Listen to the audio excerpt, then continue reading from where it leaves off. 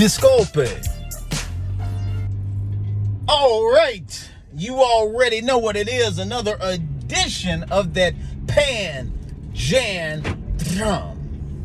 We going back to back to back with this one right here. So if you're listening to this, you rolling with none other than your 210-pound minister of fun, bringing that uplift so you get right in the midst of all the wrong and all of the weak.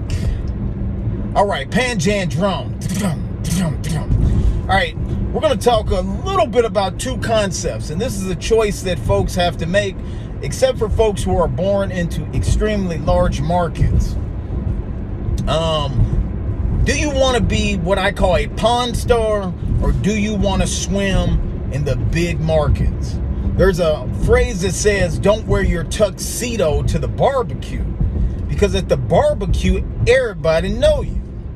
Since everybody know you at the barbecue, there's no need to wear your formal gear.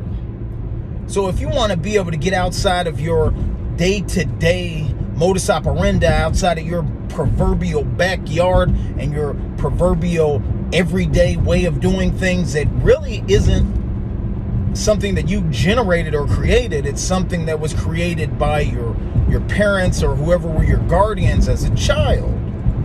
If you want to take that brave leap into the unknown, then you have to go into the deep blue sea, the deep water. It's like when you're at the pool.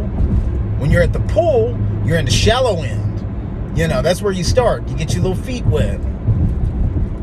But you got to be brave to go to the deep waters, because in the deep waters are the unknown. So let's think about this concept of deep waters. When you go to the deep waters, then you have the risk of losing your place within the deep water. You have the risk of drowning.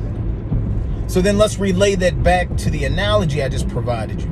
You can be a pond star, or you can venture into the deep blue sea. Now here's the reality though. Most folks can't even become a pond star, because that means that you're at least top dog or the fat cat in your neighborhood, in your city, in your area. So eliminating the folks who don't even aspire to be a player in their own environment, we want to compare the difference between a pond star and someone who exists in deep waters. Why is the distinction so important? Because the sky's the limit. And in the pond, there's not enough depth or girth of opportunity for most folks to reach heights that they had never seen before. Whereas when you go into deep waters, which in this analogy would be a larger market, or you travel outside of your comfort zone, literally or figuratively, then you open yourself up to great things. See, most folks want to control every variable of everything that happens around them, because there is peace of mind and a pseudo safety when you say, I'm in control of everything that's happening around me. You know, I'm king of the hill. But the real movers and shakers are on the mountain. See, I mean, that's like AAA baseball. That's like the G League in the NBA. You can control the hill in the G League, but you ain't going to get them LeBron numbers. You ain't going to get them Kobe numbers. You ain't going to get those Jordan numbers. You ain't going to get them Shaq numbers. You see what I'm saying?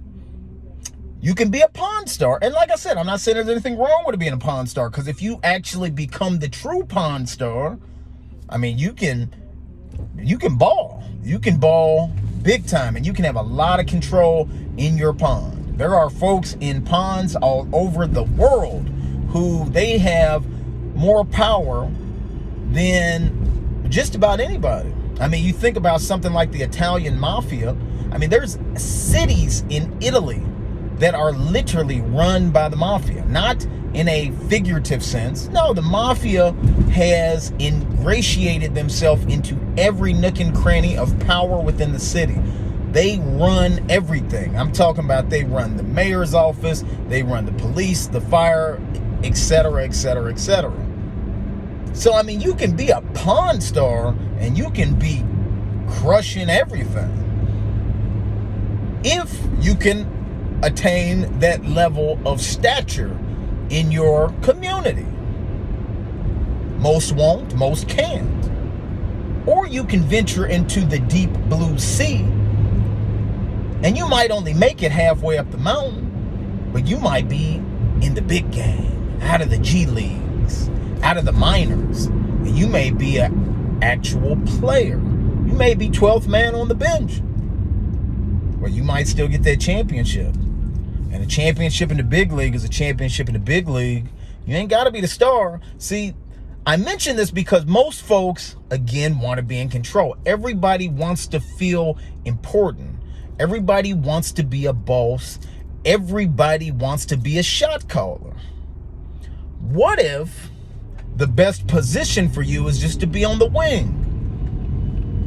What if you will gain more, you will be more successful, and you will grow into something you couldn't imagine if you just quit trying to control every element of the scenario?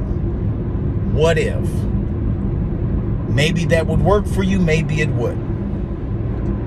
I can tell you this, the deep blue sea, it can be scary. But when you venture outside of your comfort zone, you open yourself up to exponential growth, development, gains, shine, and mastery.